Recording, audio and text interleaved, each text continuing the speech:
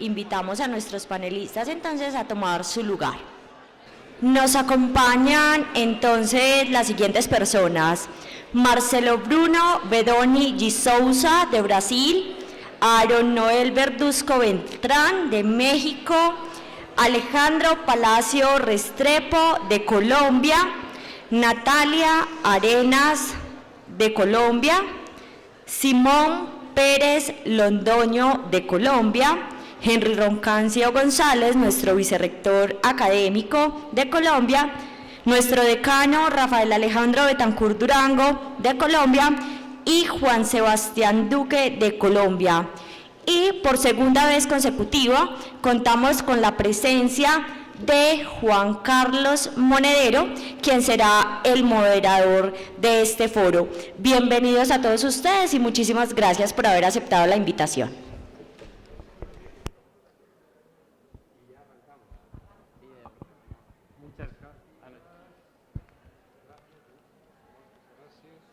Hola, sí.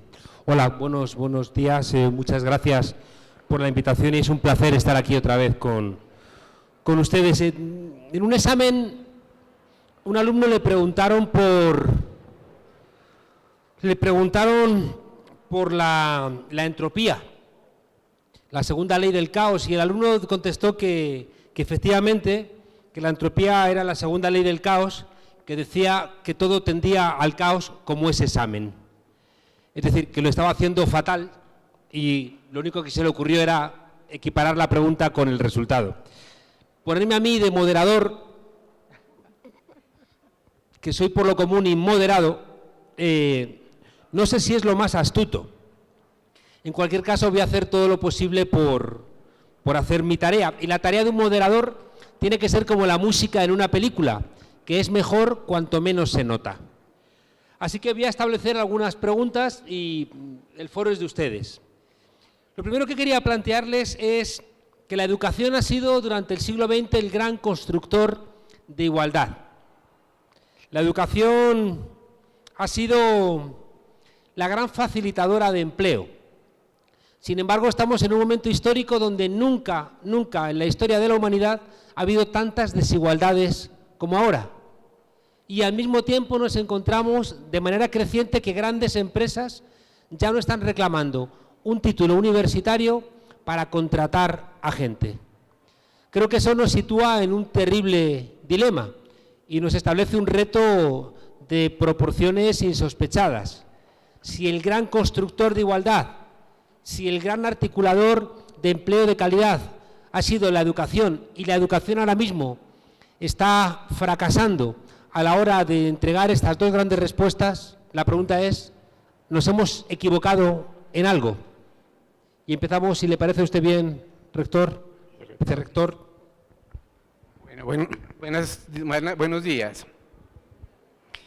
Este proyecto hermoso que es construir educación, proyectos de educación, nos lleva a pensar qué estamos haciendo, ¿cierto? La institución universitaria Envigado nace en un momento coyuntural, donde momentos muy aciagos en la historia de Colombia, sobre todo para Envigado, teníamos una cultura de la violencia, una cultura del narcotráfico, y nosotros pensábamos cómo construir una universidad para construir proyectos de vida con los muchachos. Hay dilemas que no hemos podido, o que la universidad no puede liberarse, que es ese triángulo de hierro que se habla de la educación: calidad, cobertura y sostenibilidad fiscal. Sobre todo para las instituciones de educación superior y sobre todo para la universidad latinoamericana. Y sobre todo en países como el nuestro, donde no hay una política de Estado de educación. Hay políticas de gobierno y hay políticas de ministros de educación, donde nos cambian las reglas de juego y donde la calidad, en pos de la calidad hacemos muchas cosas y no hacemos nada, ¿cierto? Pero todo parece una cultura de las cifras que nos dicen cuántos estudiantes matriculamos al año, cuántas cortes tenemos, cuántos estudiantes desertan de la educación superior, y entonces en ese contexto nos meten en ese marco y no nos dejan soñar mucho más allá para construir proyectos de educación superior mucho más grandes. Un poquito de eso he trabajado yo en la tesis doctoral, de hablar de la educación como un derecho colectivo, de hablar de la educación superior como un derecho subjetivo. Cuando yo digo un derecho colectivo es que todos tengamos derecho, pero con el contexto del bien común, de cómo la educación se vuelve un bien común para todos nosotros, sobre todo la educación superior. Y cuando hablamos de un derecho subjetivo es como lo volvemos una política de Estado, es decir, todo el que tenga capacidades, el que quiera educarse puede acceder a la educación, ¿cierto? Y ahí entra en juego el papel de reformas que, por ejemplo, en Colombia tenemos muy atrasadas. Nosotros tenemos una ley 30 de 1992, que a través de unos decretos reglamentarios la han venido encuadrando, mirando cómo la volvemos sostenible fiscalmente, porque es lo primero que piensa el Estado, sostenibilidad fiscal de la educación. Y nos dicen, bueno, nosotros queremos que las universidades públicas tengan calidad, y nos ponen unos requisitos, pero esos requisitos se vuelven una lista de check-in, una lista de chequeo. Cumple o no cumple, cumple o no cumple, pero no muestran cómo poder educar a los estudiantes en el contexto de formar verdaderos proyectos de vida, de reconocer la historia del estudiante.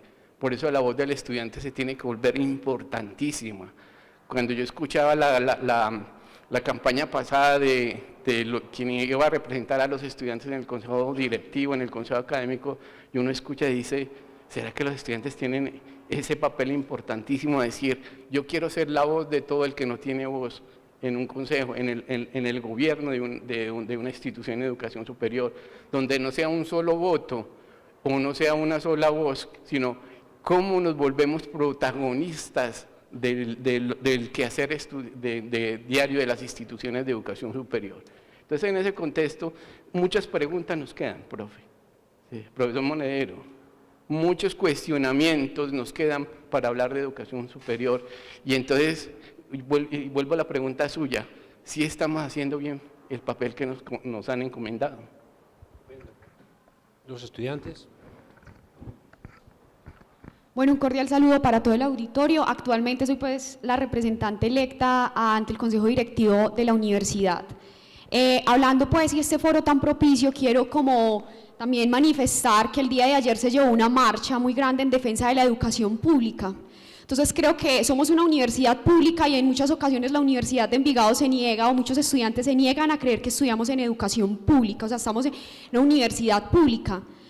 Por eso quiero citar esta frase de Gabriela Graduzzi: un país que destruye la escuela pública no lo hace nunca por dinero, porque faltan recursos o su costo sea excesivo. Un país que desmonta la educación, las artes o la cultura está ya gobernado por aquellos que solo tienen algo que perder con la difusión del saber. Me parece muy importante entender que los estudiantes tenemos un papel creador dentro de la universidad, como lo decía ahora nuestro vicerrector académico. ¿Qué papel tienen los estudiantes de la Universidad de Envigado en crear universidad? ¿Qué pasa? Que permanecemos en silencio frente a muchas cosas. ¿Qué pasa con la educación que no genera igualdad o nosotros mismos somos los perpetuadores de aspectos que están somatizando la desigualdad en nuestro país? Entonces hay algo muy importante y es que se dicen muchas cosas de los estudiantes universitarios, se dicen muchas veces que somos, que el pensamiento crítico está mal, que somos revolucionarios, que somos problemáticos, que el gasto público es excesivo para la educación pública, que la universidad gratuita es un privilegio solo para ciertas personas. Entonces uno dice, ¿qué está pasando en la universidad y qué pasa respecto a estos temas? Entonces, me acuerdo mucho de algo que decían, por ejemplo, yo vengo de un municipio y decían, es imposible estudiar en universidad cuando estás de un municipio, es imposible estudiar, entonces te vuelven como alguien, pues te excluyen de muchos aspectos y la educación se vuelve como algo inalcanzable. Entonces me recuerdo mucho este fragmento de Eduardo Galeano que dice: los nadies, los hijos de nadie, los dueños de nada, los nadies, los ningunos, los ninguneados, corriendo la liebre, muriendo la vida, jodidos, rejodidos, que no son aunque sean, que no hablan idiomas sino dialectos, que no hacen arte sino artesanía, que no practican cultura sino folclor, que no son seres humanos sino recursos humanos, que no tienen cara sino brazos, que no tienen nombre sino un número, que no figuran en la historia universal sino en la crónica roja de la prensa local, los nadies que cuestan más que la bala que mata. Es muy importante defender la universidad pública. La universidad pública, a través de las políticas públicas que se discuten, está defendiendo a esos lugares que producen a los nadie.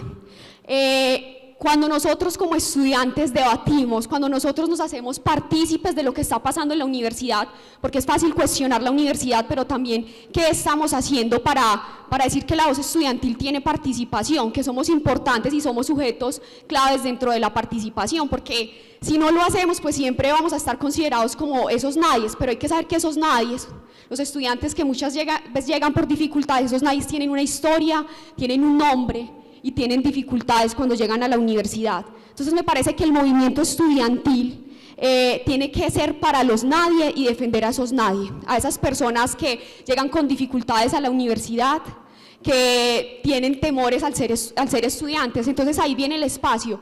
Cómo la universidad presenta espacios vivos para los estudiantes. Muchas veces llegamos a una facultad y no sentimos lugares donde seamos actores claves. Entonces no nos sentimos entes de cambio, mediadores sociales, sino que vamos a una universidad sencillamente a ocupar un puesto, y creo que muchos dentro de la universidad, es algo que cuestionaba, sentimos ese papel. Voy a la universidad, me siento, estudio, a mí qué me importa la universidad, pero tenemos que sentirnos entes de cambio. Los directivos tienen que proponer, o los estudiantes, espacios que permitan que somos. En muchas ocasiones pasa en facultades, nos enseñan que el docente brillante es el docente que más litiga y más plata tiene. Entonces se cuestiona la ética, se cuestiona el trabajo social, y eso se excluye y se pone como algo que no es importante para nosotros. La sociedad reclama que el movimiento estudiantil, que los estudiantes hagamos parte del activismo social. El movimiento estudiantil tiene un papel fundamental en la historia del país, de construir país y de ser parte de cambios. Mientras nosotros estemos en pasividad total, siempre vendrán cosas que nos atropellarán, pero tenemos que empezar a ser parte de las soluciones, no solamente criticar, sino hacer parte de todo esto que construye universidad.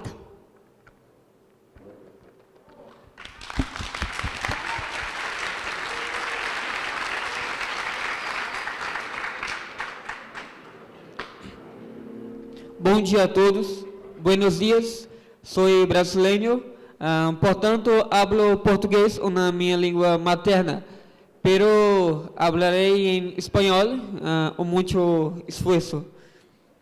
Bueno, hablaré del ejemplo del Brasil, de la situación de la universidad brasileña, un ejemplo.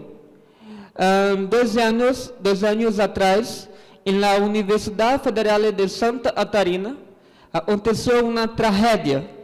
Aconteceu o seguinte: a Polícia Federal, suspeitando de uma corrupção por parte dos professores, por parte do reitor da universidade,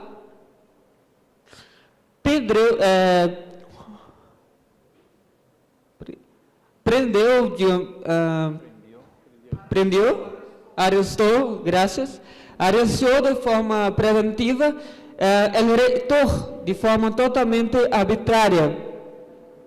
Esse reitor foi preso, arrestado e injustiçado, não informado, acabou se suicidando, morreu. Tempo depois foi descoberto e não havia nada.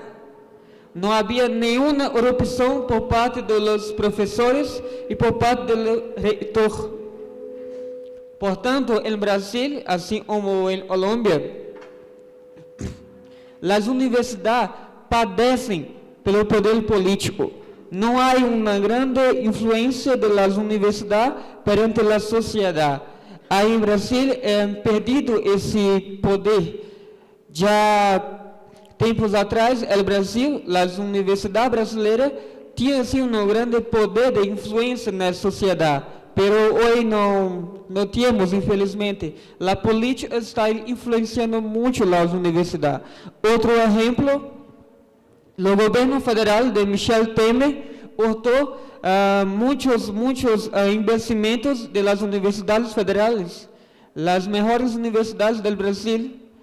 Las universidades estaduales, pero no están bueno también. La Universidad Estadual del Río de Janeiro, UERJ, también padece con el gobierno. Por tanto, ese debate en Colombia interesa mucho lo Brasil y precisamos, sim, de la fuerza de los movimientos estudiantiles. Gracias.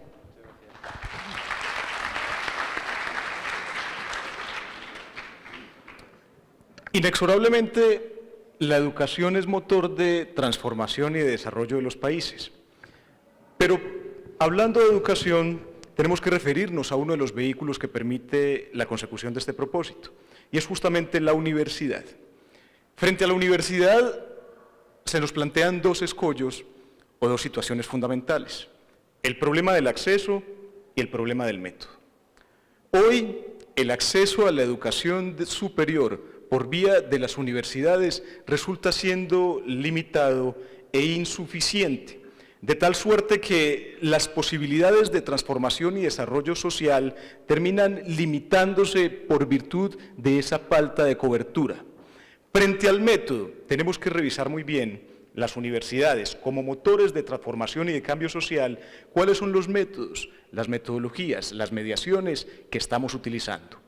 Lo que vemos en la práctica recurrente por virtud de la estandarización de los criterios de calidad es que nos colocan unas varas de lo que nos están incluso insinuando cuál es un programa calidoso en términos de calidad y cómo debemos nosotros adquirir esta tendencia a constituirnos en el cumplimiento de estos criterios de calidad.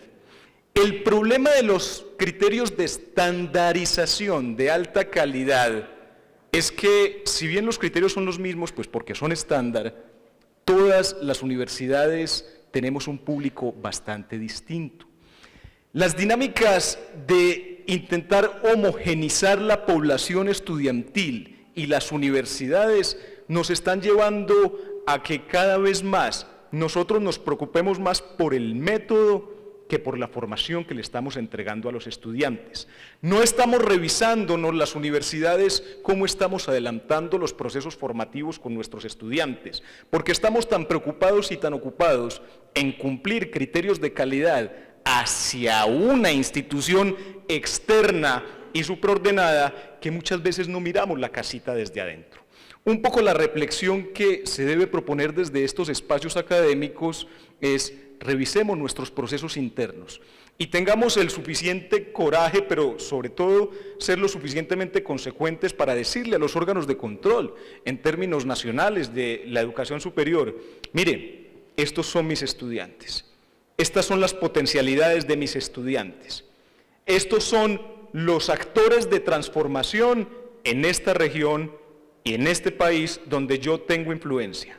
Yo asumo y acojo sus directrices y estándares de calidad, pero usted entienda que yo tengo procesos de formación que deben ser hechos a la medida.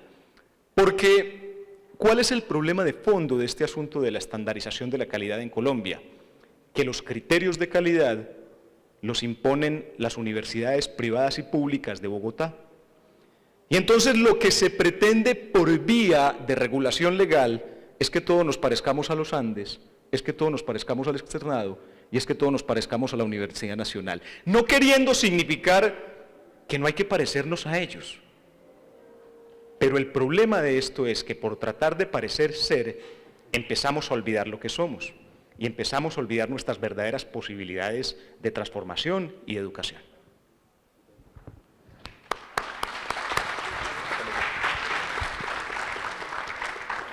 Primeramente, muy buenos días. Gracias por la invitación al Instituto Universitario de Envigado, a todos los involucrados en que hoy les podemos visitar desde un pedacito de la República Mexicana. Para nosotros un gusto y un honor, y primeramente ser agradecido con todos ustedes como auditorio. En el tema de la educación pública, para nosotros como estudiantes en un sistema basado en el artículo 3 constitucional sobre el derecho a la educación laica y gratuita en México, tenemos que remontarnos a nuestros orígenes, porque no podemos hablar sobre educación universitaria sin tomar la correspondencia y responsabilidad del sistema básico educativo, que en México le decimos desde el preescolar, primaria, secundaria y hasta el nivel bachillerato preparatoria.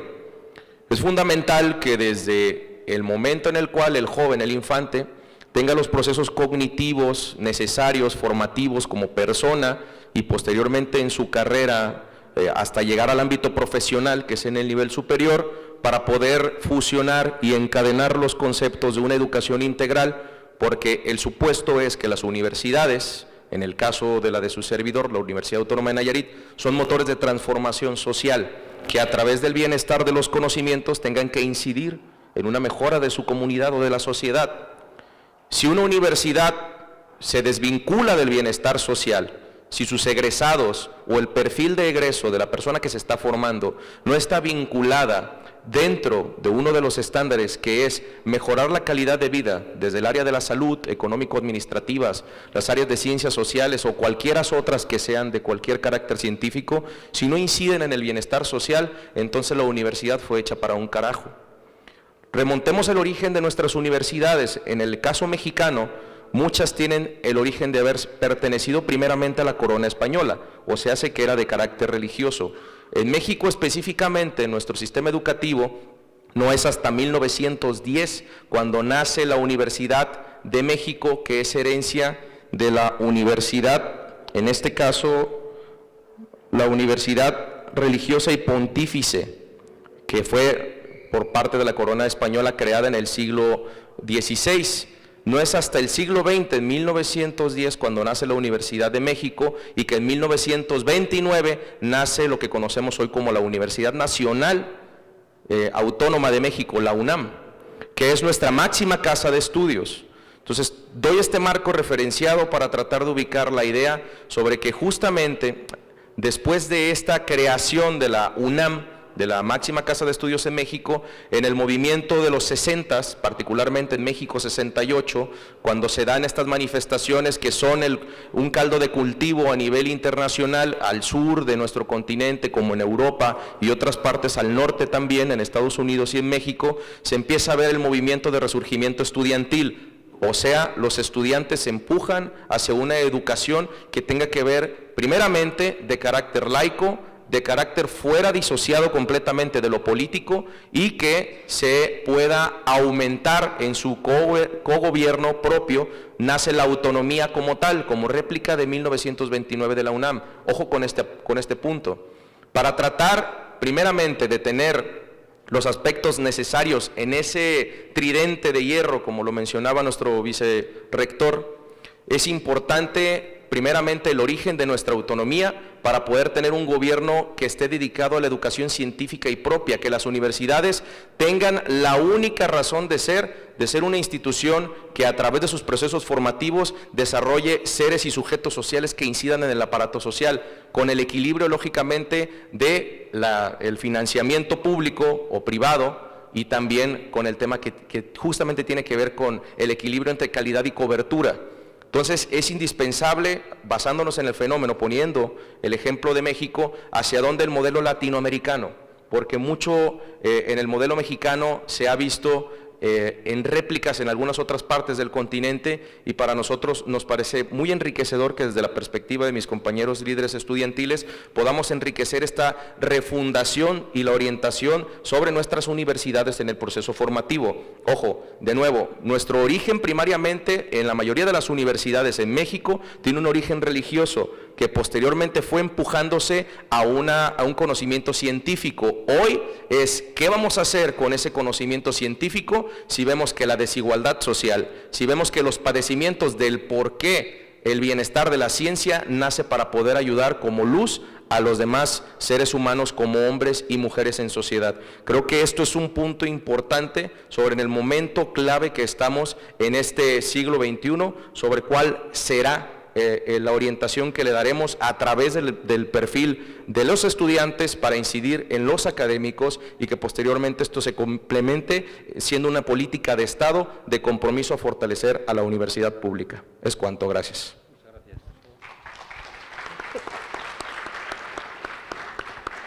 Bueno, buenos días para todos. Muchas gracias por la invitación a la institución universitaria de Envigado. Mi nombre es Simón Pérez, politólogo. Fui representante de mi universidad, que es la Universidad de AFID, ante el Consejo Directivo y el Consejo Académico, y tuve la fortuna pues de ser copresidente de la Asociación Nacional Colombiana de Representantes Estudiantiles de la Educación Superior, de la cual bien Alejo hoy pues como su representante.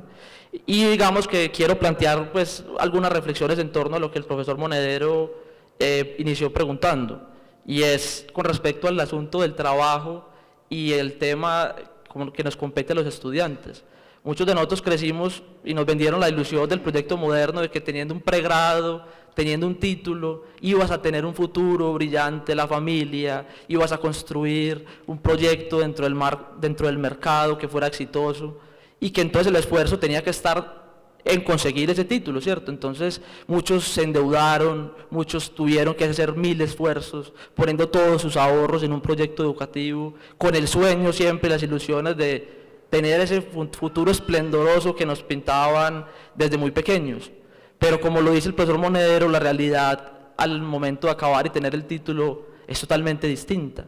Un mercado laboral que, como decía Ulrich Beck, es precario, o sea, las ofertas que hay usualmente son precarias en tema del trabajo, pero eso sí es que hay, ¿cierto? Porque muchas veces ni siquiera el precario hay para muchos profesionales. Entonces lo que hemos terminado formando son muchos profesionales frustrados, porque han partido del concepto de la ilusión de triunfar en un mercado laboral.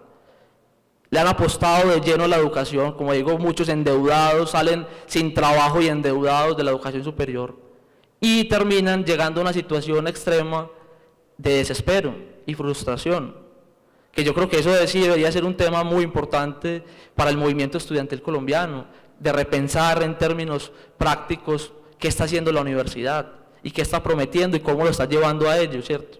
Pero ahí hay que tener cuidado con una cosa, es no caer en el discurso argumentando eso, que es que tenemos que hacer la educación con pertinencia, entonces tenemos que educar lo que la empresa está pidiendo, que yo creo que ese tampoco es el objetivo de la universidad, porque si fuera en ese sentido, pues entonces yo no creo que las empresas pidan muchos filósofos tampoco, ¿cierto? O que las empresas pidan muchos sociólogos, o que las empresas pidan muchos politólogos también, pues para hablar de mi profesión. Entonces yo creo que ahí es donde está el gran reto, porque no es que la universidad en aras de formar para tener un trabajo pierda su esencia, pero sí hay un debate interno que tiene que darse dentro de la movilización estudiantil sobre qué está pasando y cómo vamos a repensar la universidad, para no perder la autonomía de lo que estamos enseñando, pero también para formar profesionales que puedan tener un éxito en el mercado laboral. Aquí en Colombia, los movimientos estudiantiles, ahorita pues más adelante me imagino que vamos a hablar de ellos, han estado muy fragmentados. Solamente ante unas coyunturas muy puntuales han logrado una unión con toda la legitimidad a nivel nacional. Por allá en el 1971, una primera, en el 2011 con el tema de la MANE una segunda, pero han sido coyunturas muy puntuales que han unido a los estudiantes con toda la legitimidad, pero que le ha costado mucho consolidar una gremiación con toda la legitimidad a nivel nacional y hemos estado en un panorama de fragmentación. Yo creo que este es uno de los temas que debería unir a los estudiantes independiente de los partidos políticos para repensar la universidad de adentro, porque yo sí creo que incluso socialmente es un problema formar profesionales frustrados y endeudados. ¿Qué tipo de sociedad va a generar? ¿Y qué tipo de convivencia vamos a tener entre nosotros? Muchas gracias.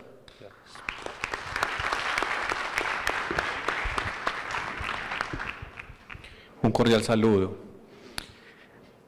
Retumbando en mi memoria, quedó la pregunta del profesor Monedero cuando refería en estricto sensu, ¿nos estaremos equivocando en algo?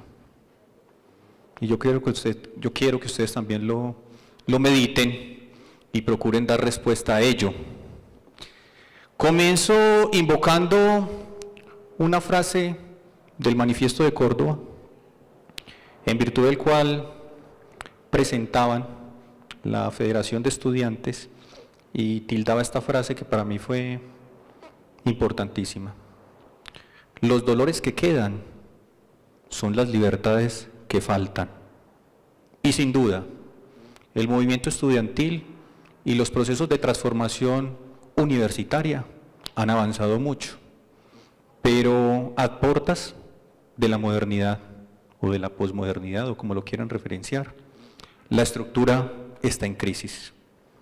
Y esa crisis la veo direccionada en estricto sentido porque damos valor a los sinsentidos de los sentidos que nosotros mismos creamos.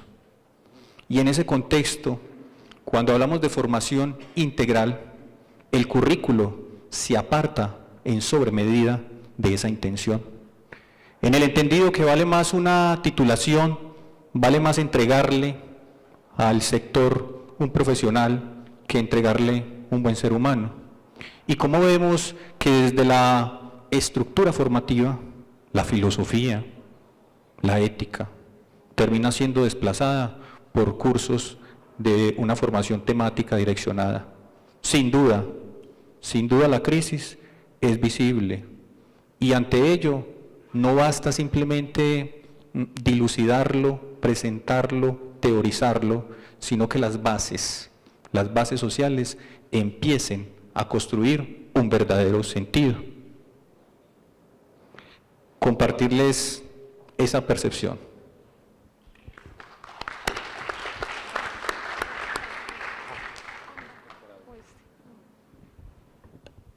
Bueno, antes que nada me excuso por llegar un poco tarde.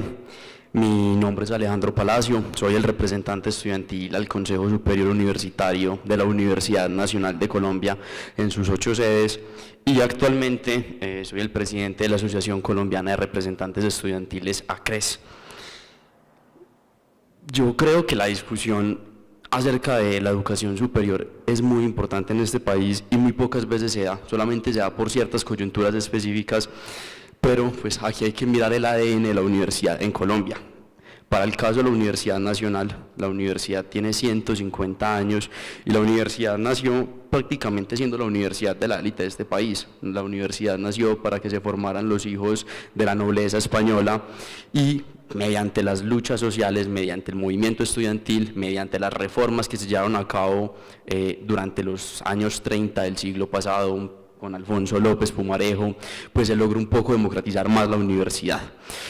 Yo creo que para la educación superior, ese proyecto que se da durante los años 30 de refundación de la Universidad Nacional de Colombia marca una línea muy importante, porque a partir de ahí es que se empieza a abrir el acceso a la universidad en este país. Anteriormente muy pocas personas tenían acceso a la educación, sin embargo, en ese momento se da un punto de quiebre y más personas acceden a la educación, y no simplemente como para la educación, para el trabajo, como se ha tendido a generalizar la educación y era algo que mencionaban ahorita los demás ponentes, sino una educación con un proyecto académico y científico, y no simplemente dedicado a eso, sino también a tener una constante conexión con la sociedad. No sé si ustedes sabían, pero pues, el campus de la sede de Bogotá de la Universidad Nacional desarrolló un proceso urbanístico gigantesco y a partir de ahí es que se desarrolló Bogotá urbanísticamente pues, para la segunda década del siglo XX.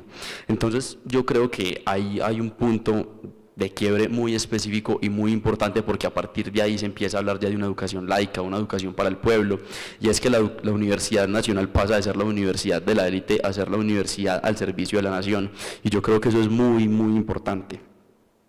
Sin embargo, pues para nadie es un secreto que las últimas políticas educativas de los últimos gobiernos pues han llevado a que la universidad pase otra vez a ser una universidad de élite, por decirlo así, una universidad de una élite académica donde muy pocas personas tienen acceso. Para el caso puntual de la Universidad Nacional, solamente la universidad puede recibir el 8% de su demanda, entonces pues es triste porque una universidad en la que se presentan cada semestre más o menos 60.000 personas, pues solamente puede recibir 7.000, 8.000 personas. Entonces yo creo que ahí es muy importante y también es una de las discusiones que tenemos que dar los estudiantes, el movimiento estudiantil, es hacia dónde está girando nuestra universidad y la política educativa. Pues ahorita les hablaré un poco más sobre eso, pero me quiero centrar en lo que es para mí 2 grandes logros que ha tenido el movimiento estudiantil en América Latina a partir del Manifiesto de Córdoba, y que en Colombia estamos un poco en deuda todavía en eso. Lo primero es la autonomía universitaria. Yo creo que la autonomía universitaria no es una concesión de un gobierno a las universidades. Yo creo que la autonomía universitaria es un derecho que tienen las universidades en este país, y por eso es que la universidad es el referente y tiene que ser el referente para la nación. ¿Por qué? Porque la universidad no se tiene que regir por las políticas a corto plazo de un gobierno, sino que la universidad tiene que tener claro cuál es su carácter científico y académico, cuál es el proyecto de nación que le está apuntando.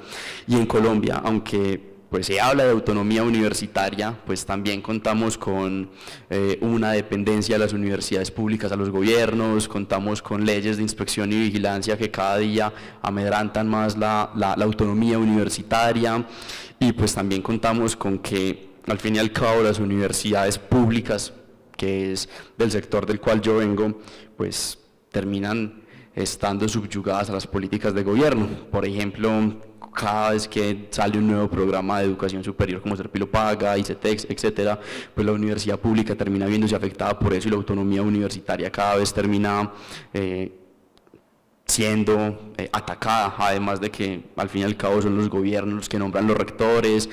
Para el caso de la Universidad Nacional, el Consejo Superior está compuesto por 9 miembros. De esos 9 miembros, solamente 2 son elegidos de manera democrática por la comunidad universitaria, los otros son impuestos y designados. Entonces es importante eso, la autonomía universitaria. Yo creo que es una gran deuda que tenemos en este país, y fue una de las grandes conquistas del movimiento universitario de los años 20 en Argentina.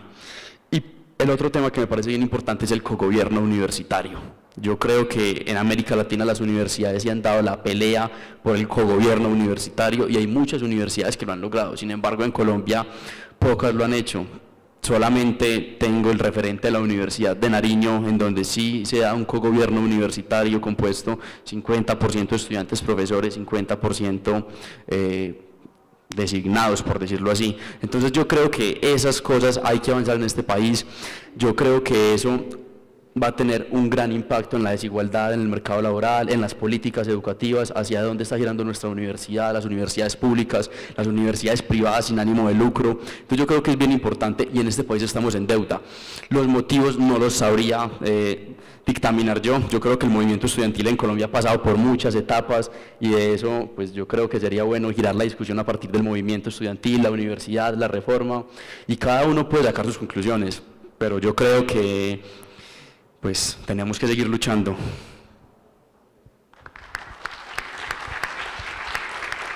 Muchas gracias.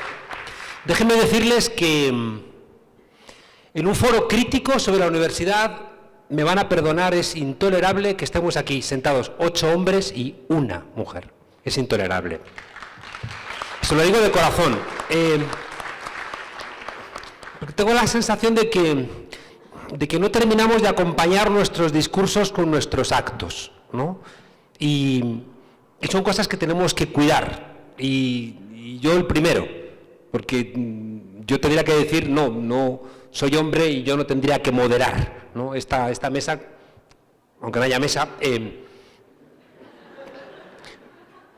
porque no, créanme, creo que perdemos mucha credibilidad si no tenemos la sensibilidad de darnos cuenta de estas cosas. Es decir, en el auditorio habrá más mujeres que hombres, en la universidad seguramente hay matriculadas más mujeres que hombres, pero después hay ahí como un techo de cristal donde resulta que no somos capaces, ¿no?, de expresar después esa igualdad que tenemos tan clara en la teoría. Quiero regresar a otra pregunta. No existen derechos sin revoluciones, eso es una verdad incuestionable, ¿no? Sin la revolución inglesa, la americana, la francesa, las revoluciones de 1830, del 48, la revolución rusa, el mayo del 68, no tendríamos los derechos que están en nuestras constituciones. Eso es absolutamente evidente. Y acceder a la universidad ha sido una aspiración popular, porque las universidades eran espacios de reproducción de las élites. En los años 70, el pensamiento conservador pone su punto de mira en las universidades públicas.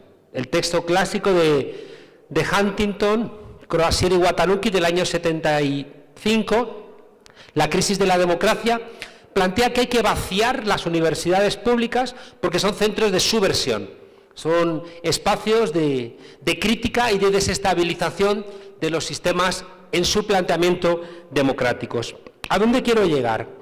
Desde lo que podríamos llamar ampliamente la derecha, hay una desconfianza de la universidad desde que el pueblo entra en la universidad. Es decir, que desde los años 70, 80, que empieza el pueblo a entrar en la universidad pública, existe una desconfianza. Y desde la izquierda, entendida en sentido amplio, suele haber una cierta sensación de inutilidad de la universidad. Y suele haber también una lectura muy ideológica que desprecia las partes más concretas, más prácticas de los estudios universitarios, en este caso, ¿no?, la posibilidad de que la universidad faculte para conseguir un empleo.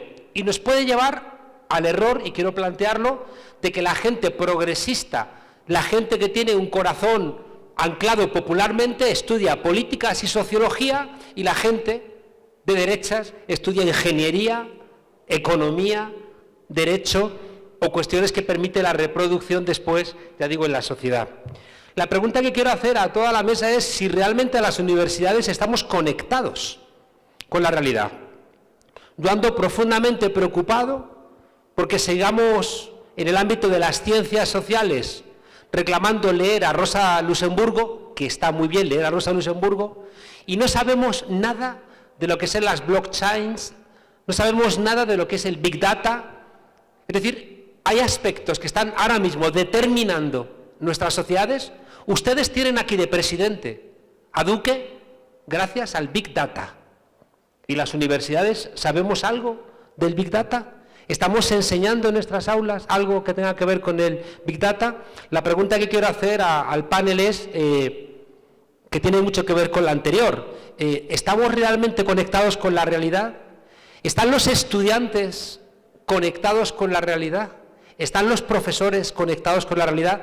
¿O hay cierta inercia, sobre todo en las universidades públicas, que hace que estemos perdiendo el paso de nuestras sociedades? ¿Tú te atreves? Pues venga. Bueno, yo creo que es cierto que las universidades están desconectadas en gran medida de lo que está pasando en el mundo, empezando por las mismas pedagogías que se utilizan.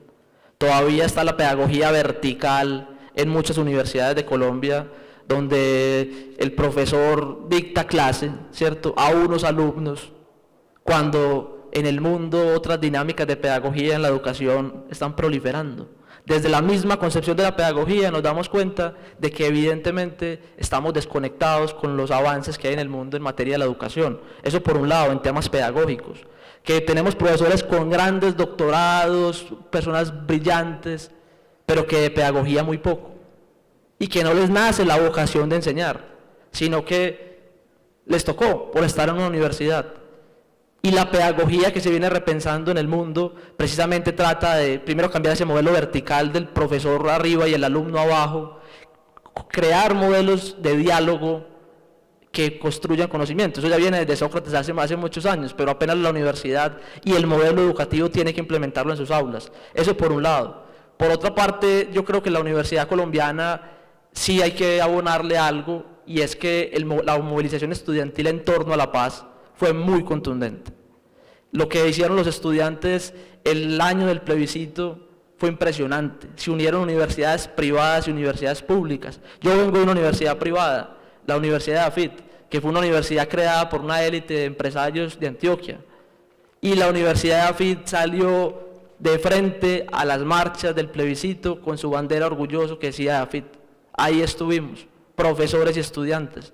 Y lo mismo muchos de otras universidades privadas y públicas de la ciudad, en diferentes marchas. La movilización con respecto a la realidad que vivía. Yo creo que La Paz logró conectarnos un poco con la realidad. En mi universidad ya se está creando un programa de agricultura, pensando en la construcción de paz luego de los conflictos. Entonces yo creo que la universidad y algunas universidades puntualmente están conectadas con la realidad del posconflicto, por ejemplo, o la realidad del posacuerdo, como algunos lo llaman.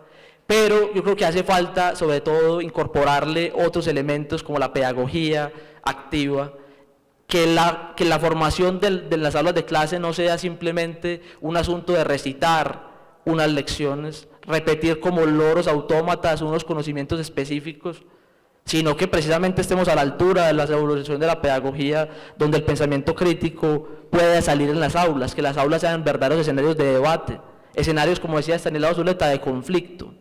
Escenarios de conflicto dentro de las aulas.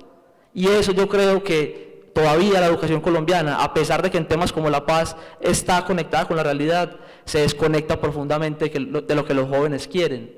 Estanislao Zuleta decía que no entendía cómo había profesores que hacían aburrido el Quijote.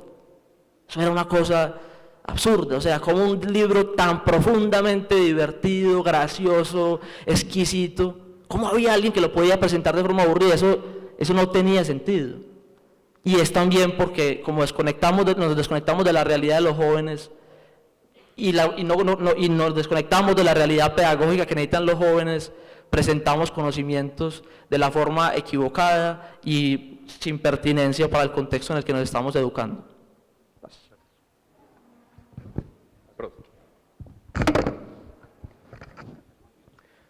Profesor Monedero, yo considero que no solo la universidad está apartada de la realidad, la academia en general está divorciada de la realidad. Y está tan divorciada la academia de realidad porque este velo de la intelectualidad propio de la academia no nos permite ver los contextos y no nos permite observar y plantear posibilidades de solución a la problemática social. Los discursos académicos son planteados por académicos para académicos y se quedan en discusión en un escenario académico. De suerte que las posibilidades de irrigación al contexto y a las problemáticas sociales terminan sin resolverse. Esa desconexión de la academia con la sociedad implica el trabajo de las bases, como bien lo planteaba el doctor Alejandro, los movimientos estudiantiles, pero también, como lo planteaba el compañero de AFIT, restablecer las metodologías de enseñanza y aprendizaje. Hablar de pertinencia social de la academia, de la universidad, o de la educación, o de la formación, no es simplemente responder a la pregunta ¿qué está requiriendo el mercado laboral? Y entonces, en contraposición a ello, tenemos que reivindicar la humanización del profesional y la humanización de la educación, porque un poco la tendencia con la que nos estamos encontrando es que la formación y la academia va en una constante deshumanización del académico, del profesor, y en ese momento es el que se produce justamente esa desconexión. Bueno, siguiendo con el tema, también considero que lo que está pasando con la universidad es el ejemplo de una política pública fragmentada respecto a la educación. ¿Qué se está entendiendo por educación? Y como lo dicen mis compañeros, ¿para qué estamos educando en el mercado laboral? ¿Para las empresas, las comunidades o para la sociedad? Ejemplo de ello, quiero cuestionar también en el auditorio, son las tesis de grados que se producen en las universidades. En la institución universitaria de Envigado, ¿cuántos ya han pensado en que van a realizar su tesis? ¿O en qué van a hacer la tesis? ¿Va a ser una tesis de papel o una tesis que realmente tenga un impacto social, que realmente esté acorde a la realidad? Entonces nos negamos a escribir, nos negamos a ser parte de la sociedad, porque nos enclaustramos en un lugar en el que creemos que somos indiferentes, y yo creo que es momento de que los estudiantes, y si nosotros tenemos la oportunidad de estar en una universidad, tenemos que tomar partido sobre lo que queremos hacer en la sociedad. El académico habla muy bien desde los libros, el académico puede leerse 10, 15 libros, pero ¿será que la academia sí está impactando socialmente? ¿O será que solamente estamos extrayendo los conocimientos de las comunidades? Sucede mucho con las tesis, vamos a una comunidad, la tomamos como si fuera algo raro, entonces la estudiamos, qué bonito lo que está pasando en esta comunidad, pero solamente extraemos conocimiento. Entonces desde el movimiento social hago parte también de grupos, en este caso ambientales y temas políticos de educación. Llegan muchos estudiantes universitarios y lo que hacen es estudiar un caso, se van y no vuelven, no retribuyen a esta sociedad. Entonces empieza a generar también como ¿qué pasa con la universidad? ¿Qué pasa con la academia? ¿Qué pasa con los académicos que llegan a una universidad e inventan hasta palabras? No le hablan a la comunidad en el lenguaje que debe ser, en un lenguaje acorde a la realidad, al sentir. Y yo creo que eso también tenemos que hacer como estudiantes, como mujeres, hablarnos en nuestro lenguaje, un lenguaje común, un lenguaje que más que académico tiene que tocar la realidad de cada uno de nosotros. Y también en el escenario de, bueno, también como ser la única mujer acá, creo que es importante que las mujeres empecemos a empoderarnos de un papel, no tener miedo de hablar. no tener miedo de expresar lo que tenemos, y hay que empezar a visibilizar situaciones que nos parecen incómodas dentro de la universidad, situaciones que con diálogo, los derechos de las mujeres han sido conquistas, los derechos son conquistas, los derechos no es lo que nos dicen en introducción al derecho, para mí la definición clara de derechos son conquistas, y eso es lo que tiene que hacer el movimiento estudiantil, eso es lo que tiene que pensarse la universidad. Si la universidad no se piensa solo desde la academia, la universidad no sale a la calle, no sale a hablar con las personas, con los campesinos, con la sociedad, con las gentes de la periferia de la ciudad. La universidad va a ser un claustro universitario que construye solo letras. Lo que pasa con nuestras leyes, leyes de papel, leyes hermosas que solucionan una cantidad de cosas pero que no impactan la realidad, que se construyen sin tener en cuenta a los estudiantes, y creo que eso pasa también con las políticas o con lo que se discute en los consejos directivos, en los diferentes consejos en la universidad, que se debaten desde el sentir de las personas que están arriba, pero ¿qué pasa con los estudiantes? ¿Qué necesitamos los estudiantes? Y para poder cambiar esta percepción, los estudiantes tenemos que manifestarnos. La importancia de las asambleas estudiantiles. Las asambleas estudiantiles hacen parte de ese principio del cogobierno, ese principio que los estudiantes tenemos que sentarnos, manifestar qué queremos, qué sentimos, porque necesitamos construir colectivamente universidad.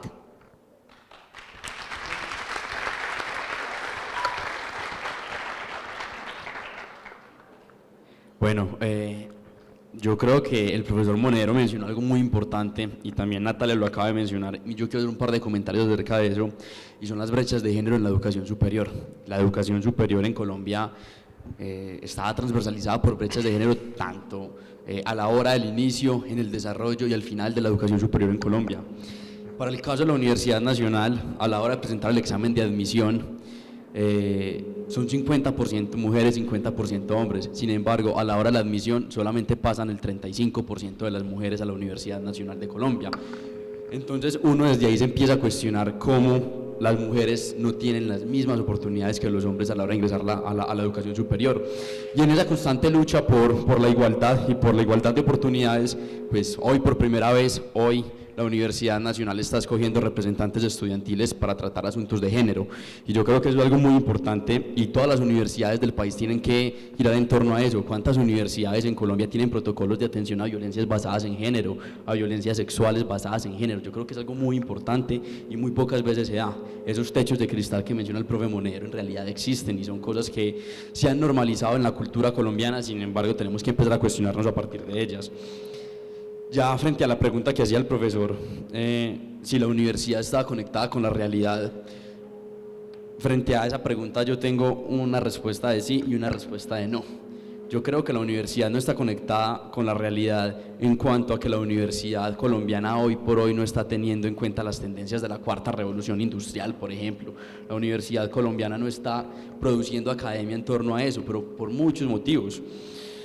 Yo creo que uno de ellos es la falta de innovación que hay en las universidades colombianas. Para el caso de las universidades públicas, pues gran parte de la innovación no se puede llevar a cabo porque la universidad no tiene con qué renovarse tecnológicamente, y eso es algo que tiene que cuestionarse uno mucho, porque pues al fin y al cabo si la universidad no tiene con qué llevar a cabo una renovación tecnológica, una renovación de infraestructura, no va a poder llevar a cabo proyectos académicos serios en materia de Big Data, en materia de desarrollo industrial, renovar sus laboratorios, etcétera. Yo creo que entonces frente a eso la universidad no está muy conectada, pero yo creo que la universidad en Colombia sí está conectada en materia de extensión solidaria y en materia de innovación social. ¿Por qué? Lo que mencionaba ahorita Simón frente a las movilizaciones del proceso de paz. La universidad en Colombia, poco a poco, tanto la privada como la pública, se ha venido caracterizando por un sentido social que es muy importante resaltar. Los profesores y los estudiantes de las universidades públicas, cada vez que el país lo ha necesitado, han estado ahí para ellos, para defender las causas ciudadanas más importantes. Y yo creo que frente a eso, pues la universidad en Colombia sí está un poco conectada con la realidad. La Universidad Nacional tiene dentro de su misión la extensión. Lastimosamente, por la falta de recursos, la extensión se ha tomado como algo meramente económico. Sin embargo, la extensión, en el momento en que se fundó la universidad, era una extensión solidaria, donde la universidad constantemente estuviera en diálogo con la sociedad, porque al fin y al cabo la universidad pública es para eso. Entonces yo creo que frente a eso, la universidad está conectada con la realidad, porque la universidad constantemente está tratando de entender qué es lo que pasa en la sociedad. Y el hecho de que las universidades públicas ayer salieran a movilizarse en todo el país demuestra que realmente está conectada con esa realidad social, donde el pueblo hoy por hoy se ve agobiado por las reformas tributarias, donde la universidad pública sale a manifestarse en solidaridad con sus docentes. Entonces yo creo que frente a eso la universidad ha estado conectada y pues tiene que seguirlo haciendo así, porque al fin y al cabo son los universitarios quienes estamos llamados a defender la democracia.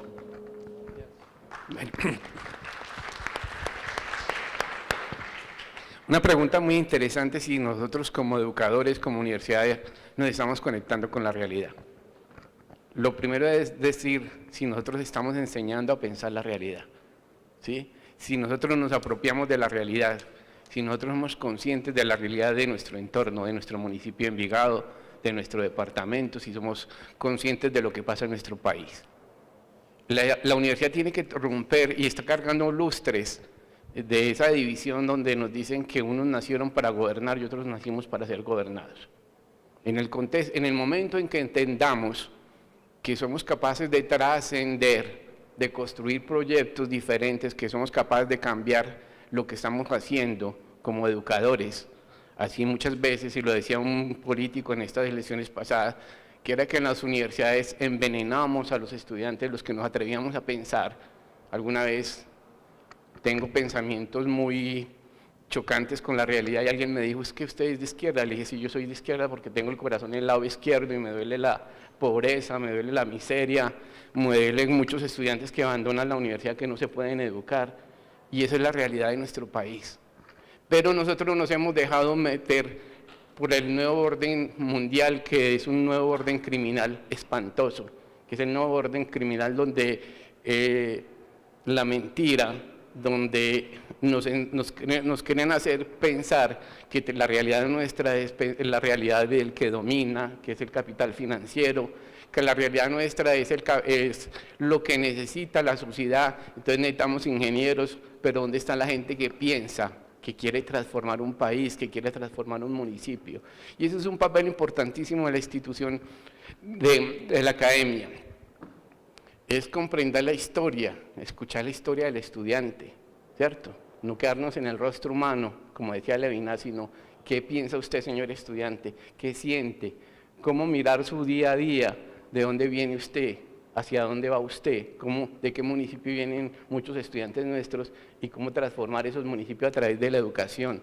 Y la educación ahí sí puede ser transformadora, y la educación tiene que ser provocadora, y tiene que ser libertaria, y la educación tiene que ser pensante, y pensante en la realidad.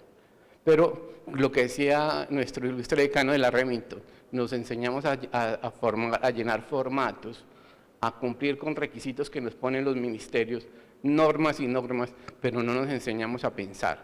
Entonces, ese reto, esa forma, es una realidad latinoamericana, es cómo transformamos la sociedad latinoamericana, qué necesita cada región, qué profesiones realmente estamos necesitando para transformar la sociedad y cómo miramos la realidad desde la academia, ¿cierto? Porque nosotros no podemos escondernos en lo que quieren los medios de comunicación, en lo que quieren los actores, los dueños de los poderes invisibles que manejan el mundo, ¿cierto? Y nosotros tenemos que entender que la juventud no cree en nadie, nos la tiramos nosotros. La juventud no cree, no le importa nada, pero es una juventud que la hemos engañado, son generaciones que hemos venido dándoles promesas que no hemos cumplido desde la academia, desde los gobiernos, desde las realidades. Somos juventudes que se sienten defraudadas, y entonces es la manera de decirle no. Vamos a construir tejido social, vamos a construir sociedad distinta, no vamos a construir algo que nos hace mucha falta, que es la ética, la comunicación de la verdad, cómo nos hablamos con la verdad, cómo no le creemos a las redes sociales, cómo no le creemos a las mentiras que nos dan las redes sociales para engañarnos cada día. Uno ve unas atrocidades y uno dice, un país como que no vota la paz, un país como que no vota contra la corrupción, ¿cierto? Y dice, ¿qué está pasando acá? ¿Sí? O no estamos haciendo el papel bien, o nos estamos engañando, o no estamos llevando a la academia a que produzca y se conecte con la realidad. Y eso es un compromiso histórico para cambiar la realidad y para cambiar este mundo y construir futuro.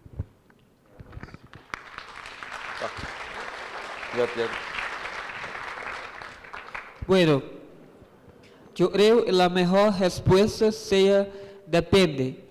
En un texto académico, creo que sí, estamos próximos de la realidad, pero las universidades están tentando estudar mais e mais a sociedade.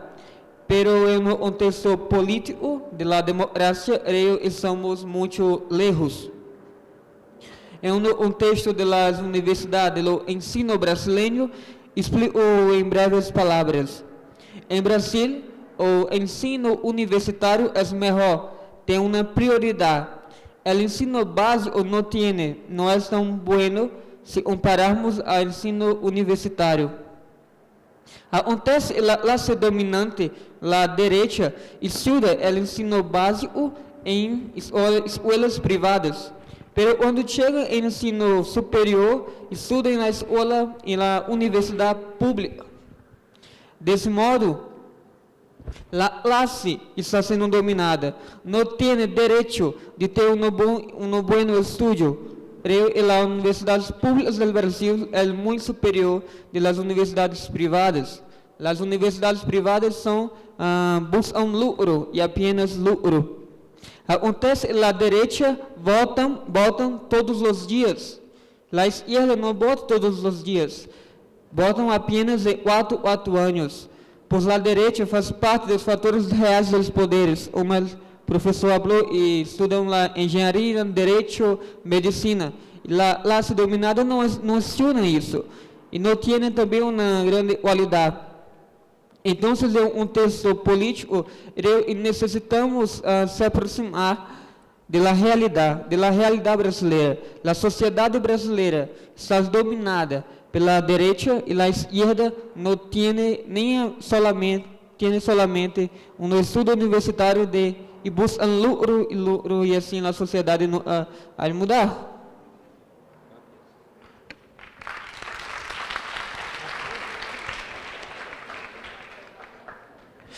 Tema difícil. La universidad debe tener una causa y un propósito. Una causa, si bien de manera definida es un origen de algo, es una reacción de algo. Y un propósito es una situación a la cual tenemos que hacer frente de carácter innovativo, algo que posiblemente no exista. La universidad y la realidad son cuestiones que generan mucha violencia en los términos en este sentido, porque justamente la causa tiene que ser la resolución de varios de los problemas que aquejan a la sociedad, claro, cumpliendo con los estándares de si es educación para incidir en el mercado laboral o si es educación para incidir en las problemáticas sociales, ponderar entre cuál es el equilibrio de una u otra. En ese asunto, la universidad tiene que siempre ser el modelo de referencia del comportamiento político, cultural y social. ¿A qué me refiero?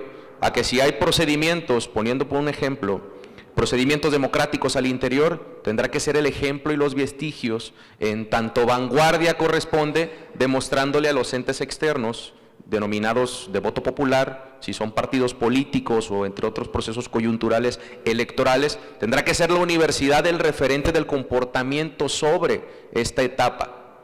Esto es, que si la universidad en su causa se basa solamente en el sentido de reproducir los comportamientos sociales, estaremos perdidos, porque justamente la sociedad, a lo que vemos, tiene un padecimiento en el cual tiende más a ser aceptada la desigualdad, tiende más a estar, si bien evaluada por ámbitos psicológicos, la sociedad de cierta manera no está en una capacidad de raciocinio común. ¿Por qué? Porque la mayoría de los ciudadanos no han tenido procesos formativos o no han podido desarrollarse adecuadamente o de manera de iguales circunstancias dentro de los procesos educativos, que es la única cama que puede tender a tratar de por lo menos generar seres humanos conscientes que puedan incidir, que restauren el tejido social o demás. Entonces la universidad tiene que aceptar y no una realidad, porque también la universidad tiene que ser el modelo de quebrar esa realidad, de decir que todos esos padecimientos sociales, culturales, tienen que ser evolutivos, progresistas. Justamente la palabra conflicto, como en la ciencia de la física lo dice, si nos queremos mover, tendrá que haber fricción, ya sea con el aire o con otro ente, con otra materia. Principio básico, dos cuerpos no pueden ocupar el mismo espacio al mismo tiempo. Si queremos realizar un avance, tenemos que entonces mover, discutir, analizar y llegar con un objetivo en común. La educación no puede tomarse solamente como una caja mágica o una alquimia mágica a las universidades, ya sean públicas o privadas. Me refiero a la educación superior. Esto es a que tenemos que preocuparnos desde la formación, desde el infante, desde la educación básica. Los procesos de admisión tendrá que ser una revaloración, una justamente justificación de que el ser humano que viene ahí, indistintamente, diré ser humano, no género, no hombre, mujer, el ser humano que viene a forjarse en la educación universitaria cumple con los valores y estándares que están establecidos para abrazarse de manera completa. ¿Sí me voy a entender? No ser solamente un examen de admisión, un referente numérico sobre cuántos puntaje tú tuviste. Tenemos que preocuparnos para que las universidades se vean fortalecidas en adquirir más conocimientos progresistas y evolutivos. Dejemos izquierda o derecha, evolutivos, progresistas, sí ayudamos a que nuestra educación básica, a las personas que venimos desde cualquier origen, desde el campesino hasta el empresario, que podamos tener las mismas capacidades o cualidades reflexivas. Esto es básico. ¿Por qué? Porque el ser humano de nivel superior, el ciudadano común, entra entre los 17 y los 18 años a la educación de nivel superior. Entonces estamos hablando que hay una desatención, si así lo vemos, prácticamente de los 0 días de nacido hasta los 17, 18 años. Entonces esto no es materia que le tiene que interesar a las universidades, claro que sí. Entonces nosotros tenemos que generar las políticas públicas que incidan en evolucionar la educación básica para que nuestra propia formación de nivel superior cada vez más vaya tendiendo a aumentar en su calidad, que esto sea propuesto e impulsado por la misma sociedad, por los mismos estudiantes, que cada vez promulguemos por mayor calidad educativa, pero sin dejar desolado a que las universidades dependen de manera completamente toral del sistema educativo básico, seas proveniente de escuela privada o no. Tú llegas al nivel superior con conocimientos adquiridos, ya llegas como un ser humano pensante, reflexivo o no. Entonces, en este procedimiento tenemos que ocuparnos también desde quiénes vamos a ingresar en algún momento a la universidad, hasta cuando lo que vamos a desarrollar en nuestras materias pedagógicas por nuestro proceso de nivel superior. Yo levanto la mano mucho en este sentido, porque no podemos de nuevo a nuestras propias universidades cargarle todo el peso del muerto social al decir que solamente en 4 años tiene que ser la alquimia mágica de generar seres humanos que en 2, 3 años, en las últimas materias, tenga que incidir a nivel social completamente a nivel totalitario. Creo que esto nos tiene que preocupar como educación integral, desde nivel básico hasta nivel superior y posteriormente a los posteriores grados académicos. Para finalizar, este punto de referencia, lo vuelvo a decir, tenemos que sí ser una causa de la realidad. Las universidades públicas, tenemos que incidir como ese motor de desarrollo que genere empleo, que genere las aptitudes para en algún momento desarrollar empleo, pero también posteriormente cómo incidir que esos conocimientos puedan desarrollarse y poder incidir en el bienestar social. No se lo podemos dejar solamente a los estudiosos de derecho, ni a los politólogos, ni solamente a las áreas de ciencias sociales. Tiene que haber una educación integral para que desde el médico, desde el químico y desde el ingeniero, este comportamiento sea completamente asocial y sea mucho más fácil lograr una transformación todos juntos. Muchas gracias.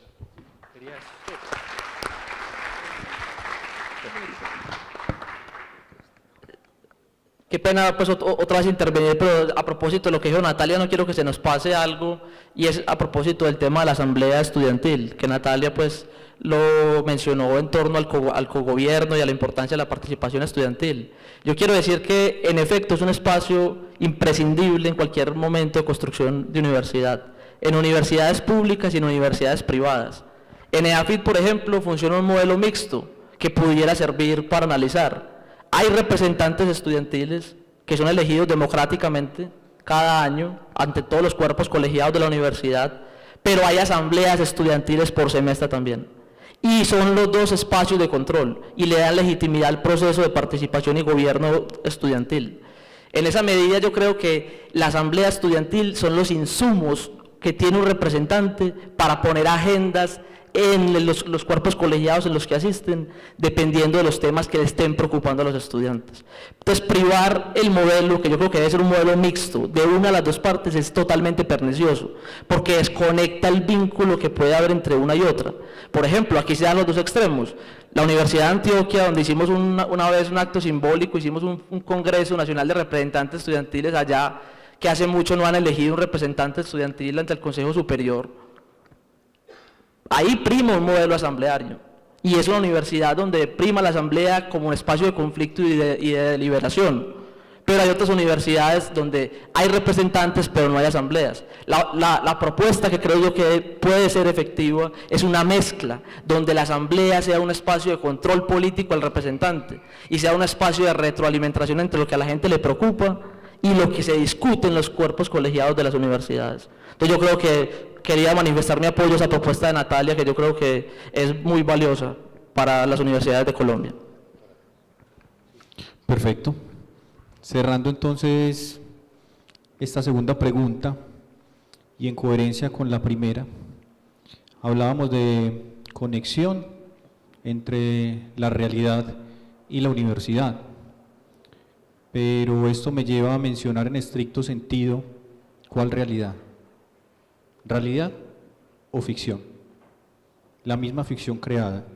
O sea, ¿cuál es el fin?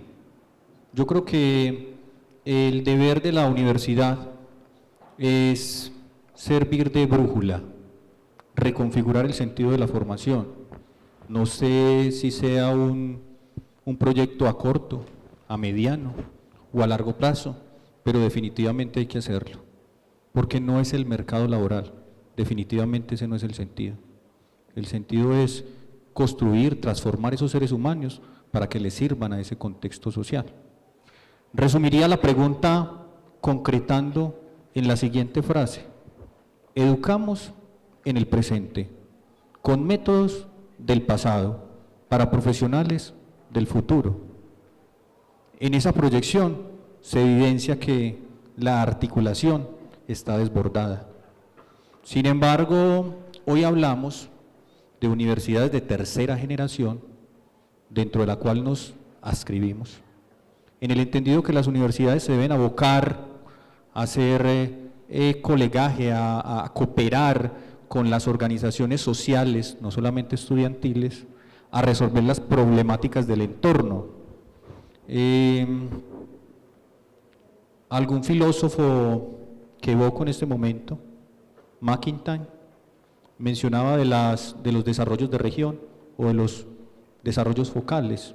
Sin duda nuestro mundo inmediato es nuestro municipio, nuestro país, y ya trascender pues como a la era global, pero debe haber un sentido de responsabilidad, un sentido de responsabilidad social que nos impone las mismas necesidades para romper ese cordón del mercantilismo, de ese liberalismo económico que nos genera una ceguera visual frente a lo que es realmente importante.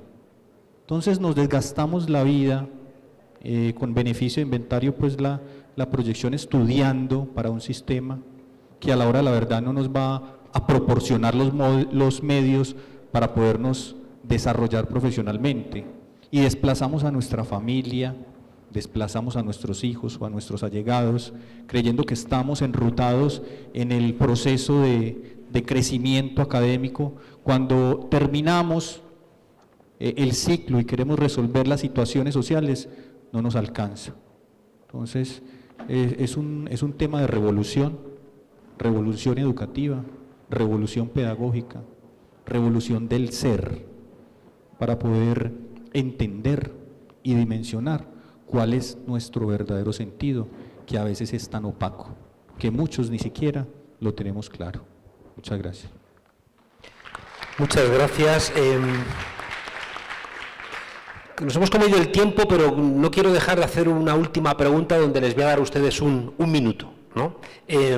Creo que el debate ha tenido un enorme nivel, créanme, y a veces tenemos la sensación de tener que importar cosas, como que las cosas que vienen de fuera son mejor que las que tenemos en casa, y créanme que este debate a mí me parece que es de un nivel enorme. Recuerdo una vez que estuve aquí en Colombia en un coloquio con muchos alemanes, y recuerdo que planteé que si le dices a Habermas o a algún gran pensador alemán que traduzca «ay, mi Diosito, ayúdame», seguramente tendría un ictus cerebral. A veces queremos buscar fuera cosas que solamente las vamos a poder encontrar dentro. La universidad sigue siendo esencial. En España acaba de dimitir una ministra por falsificar un máster, es decir, por obtener un máster de una manera fraudulenta, y es bastante probable que el máximo responsable del Partido Popular, que ha gobernado en España durante los últimos 8 años, es posible que tenga que dimitir también por haber falsificado un título. Y que tiene que ver, fíjense ustedes, con un intento por parte de los poderosos de tener más títulos que los que ya han logrado los humildes. Que la gente ya es graduada, pues ahora para diferenciarme de vosotros, pues yo voy a ser máster, pero eso sí, sin estudiar, a lo sumo pagándolo. La universidad sigue molestando al poder. Ahí está en México el movimiento Yo Soy 132, ¿no? que tanto importunó a Peña Nieto. Ha sido esencial, como han planteado ustedes, los estudiantes en el proceso de paz. Ojalá hubieran tenido más tarea los estudiantes en Colombia a la hora del referéndum. Creo que en Argentina han sido buena parte de las mujeres estudiantes las que han sacado a 2 millones de personas en la lucha por defender el aborto en las calles de Buenos Aires. Y en España no existiría el partido Podemos, que es un partido que sirve de alguna manera como una referencia de lo más fresco que hay en la política europea, sin el 15M, sin el movimiento de los indignados, que fue un movimiento básicamente de estudiantes universitarios que después convocó a más gente. Fíjese que se quejan en Argentina de que Macri, el actual presidente, es el primer presidente que viene de una universidad privada y está saqueando la Argentina. Creo que es muy importante también recordar que las universidades son un sitio especial. Las universidades nos permiten alargar nuestra formación. Todos ustedes han visto en documentales del National Geographic que la yegua pare a un potrillo y el potrillo a los pocos minutos se levanta y se va a dar una vuelta, o la mamá jirafa pare una jirafita y se va a dar una vuelta, y nosotros necesitamos los cuidados de nuestros padres hasta los 30 años. O más. El regalo que es poder alargar nuestra formación en la universidad hace de la universidad un sitio muy peculiar. Un sitio que desde la perspectiva del poder puede ser una bomba de relojería, porque permite que nos hagamos preguntas que es más difícil que nos las hagamos si en vez de tener este paréntesis de formación regresáramos o nos incorporáramos al mundo laboral. La pregunta concreta, que les doy un minuto.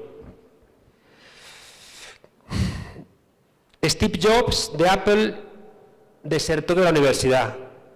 Zuckerberg de Facebook desertó de la universidad. Jan Koum de WhatsApp desertó de la universidad. Kalanick de Uber, desertor de la universidad. Eck de Spotify, desertor de la universidad. Sim Parker de Napster, desertor de la universidad. Williams de Twitter, desertor de la universidad. Larry Ellison de Oracle, desertor de la universidad.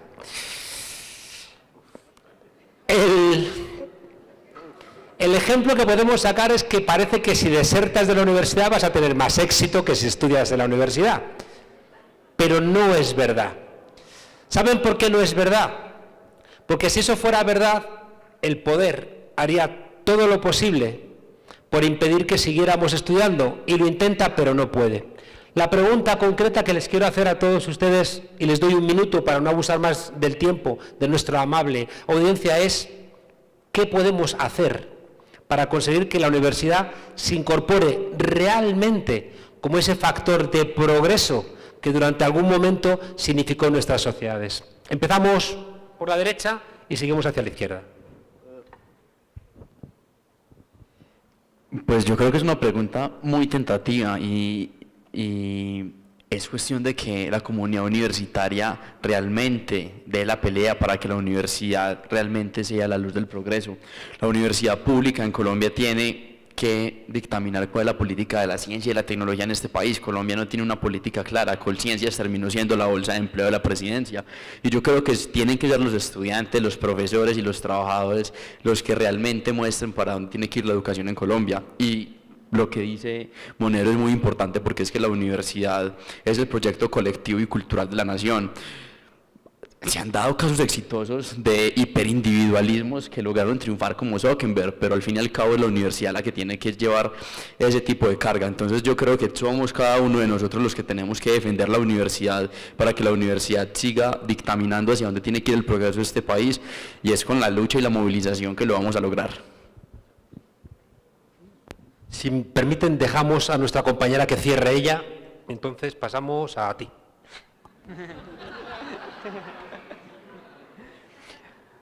Bueno, quase desertei de la universidad. Bom, eu creo que la universidad necesita de más investimento, necesita de más esfuerzo geral, por eso el movimiento estudiantil es fundamental. Entonces creo que la universidad necesita se aproximar más y más de la sociedad, invirtiendo en los movimientos estudiantiles, invirtiendo en más pesquisas, invirtiendo en la formación de los profesores. Gracias. Muchas gracias. Yo creo que lo primero es desde la universidad replantear el modelo de progreso. Y creo que ahí es donde está la ruta, donde está la clave de la ruta que hay que tomar. En el siglo XIX, cuando se empezó a hablar de progreso y crecía la industria y crecía la construcción en infraestructura, todo el mundo decía, hombre, estamos progresando mucho. Incluso hubo alguien que por allá se atrevió a decir, ¿será que es posible la guerra después de tanto progreso? Y resulta que iniciando el siglo XX todo ese modelo de progreso se chocó inmediatamente y explotó. Yo creo que la figura que tiene que ser la universidad replantear el progreso no en términos de industrialización como lo estamos pensando simplemente, sino cambiar el chip por el tema del desarrollo humano. Cambiar el chip por hacia dónde estamos enfocando el tema del progreso, porque el progreso que hemos fomentado hasta ahora es un progreso excluyente, es un progreso que enriquece a unos cuantos y empobrece a muchos otros, ¿cierto? Y yo creo que si la universidad no se plantea ese modelo de progreso, que es lo que le compete para dirigir el rumbo de una sociedad, no va a haber ruta posible. Muchas gracias. Bueno, se mencionaron algunos nombres, ¿no? Algunos que han emprendido en algunos de los países de alto desarrollo proyectos emprendedores de ensayo-error muy amplios. Pues yo te menciono una Malala Yousafzai, que Malala, para mí, está por encima de esas personas, que a sus 15 años luchó por el derecho fundamental de las niñas y las mujeres para estar educadas, que de manera traficando seres humanos, niñas y mujeres, en lugares escondidos recibía educación. Recibe por un movimiento terrorista, talibán dispara de manera aleatoria a una vagoneta a la cual transportaba a las niñas, recibe un balazo en el cráneo y en el cuello, la cual a los 17 años la hace levantarse con un premio Nobel por encima del Papa Francisco. Eso yo creo que entonces, por encima de quien creó Spotify, Facebook o igual alguno de los artículos de Apple, creo que esa memoria justamente que lucha por la educación tiene una causa, la cual está basada en la única herramienta fundamental y principio más grande para transformar la sociedad, que es la educación. Es la única herramienta silenciosa, la más poderosa, más que una camada de guerreros, más que una camada de políticos y más que una camada o el número más grande de los ejércitos. Si no le apostamos a la educación y entre eso las universidades, nuestra sociedad va a cambiar dispar. Y así como esas personas que se mencionaron, que algunos tienen un valor adquisitivo en millones de dólares, sí, pero en valor humanitario creo que tienen un menor valor que lo correspondiente. Muchas gracias. Definitivamente la respuesta se enfoca a un modelo de inclusión, un modelo que permita que absolutamente la totalidad de los ciudadanos puedan acceder, y en coherencia con un pedagogo brasilero, igual Freire, la educación popular, permita que cada vez el mayor número de ciudadanos accedan a la educación y puedan repeler los abusos del poder en aras de generar la sociedad que anhelemos. Ese es el punto. Bueno, me viene a la memoria una película que se llama La Sociedad de los Poetas Muertos, donde en una escena él coge y rompe ¿Aló? Sí, se me viene a la memoria la película La Sociedad de los Poetas Muertos, donde hay que romper el libreto, ¿cierto? Ese libreto de repetir, de decir que nos van a medir o que nos van a cualificar. Si usted se atreve a educarse, a soñar, a amar la educación, a decir que yo a través de la educación voy a trascender, que voy a cambiar mi proyecto de vida, voy a cambiar mi entorno familiar, voy a cambiar mi entorno social, yo puedo transformar sociedad. Hay un discurso que nosotros manejamos en la institución universitaria Envigado, que viene de la misión de la institución universitaria de Envigado, que es la dignidad humana. Nosotros soñamos primero con construir personas y después construir profesionales. En el momento en que construyamos personas y vamos a construir los mejores profesionales, porque el mundo está cansado de todos estos señores con mucha riqueza, con muchas cifras, pero el mundo necesita personas que luchen por la dignidad humana, que transformen la sociedad humana, que cambien ese concepto de que construyan puentes de reconciliación entre los seres humanos. Ya es tanto la cizaña que nos han sembrado, tanto el odio que nos han hecho que nos separemos uno y que desde hace mucho tiempo nos hacen que nos maten para que no entendamos que juntos podemos construir a través de la educación, de formar a las personas con valores y principios en un mundo distinto. Soñamos con eso, lo plasmamos en la misión de la institución universitaria Envigado, creemos en la dignidad humana. Yo les digo a los estudiantes que el fin de la justicia, del derecho no es la justicia, sino la dignidad humana como tal.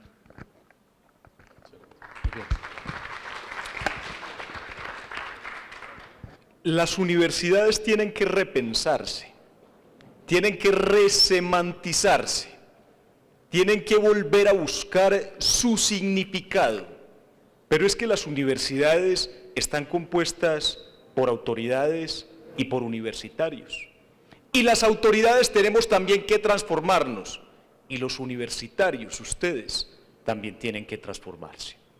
Tenemos que constituirnos en tanques de pensamiento que copemos todos los espacios de la sociedad, espacios políticos, espacios sociales, espacios de pensamiento. Solo así podemos darle significado y verdadero alcance social a lo que tiene que ser la universidad.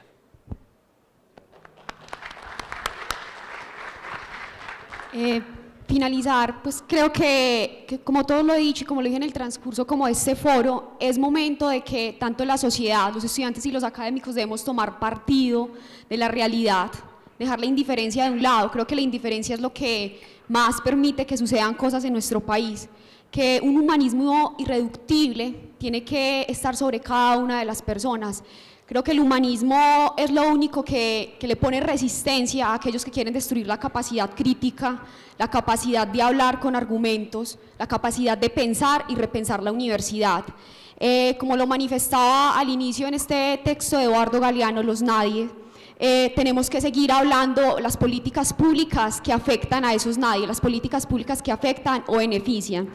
Y para finalizar, quiero como decir esta frase que dijo Gabriela Dicker, rectora de la Universidad General de Sarmiento: por y para los nadie, defendamos la universidad pública. Muchas gracias. En 1931 eran las primeras elecciones de la Segunda República en España y había un terrateniente, un cacique que estaba repartiendo dinero a los jornaleros para que le votasen a él. Y uno de estos jornaleros le tiró el dinero y le dijo: en mi hambre mando yo. Creo que eso es un gesto de dignidad. Dignidad tiene el mismo prefijo que decencia, dec, que en el lenguaje indoeuropeo, que es de donde viene el español, el castellano, significa la condición del que no se deja humillar y del que no humilla a los demás. Creo que, como bien decía el vicerrector, la dignidad humana es la base de la democracia. Y la dignidad es la capacidad de no dejarnos humillar y de no humillar. Y creo que el conocimiento, la lectura, alfabetizarnos, estudiar, forma parte de la posibilidad de construir esa dignidad humana que tenemos que reconocernos entre nosotros. Y aquí, en el continente latinoamericano, yo veo que Macri quiere cerrar universidades y que López Obrador, que ha dicho que va a trabajar para los humildes y para las mayorías, va a abrir cientos de universidades. Creo que en esa diferencia tenemos una orientación de con quién tenemos nuestro corazón y nuestra inteligencia. Muchas gracias a todos y hasta luego.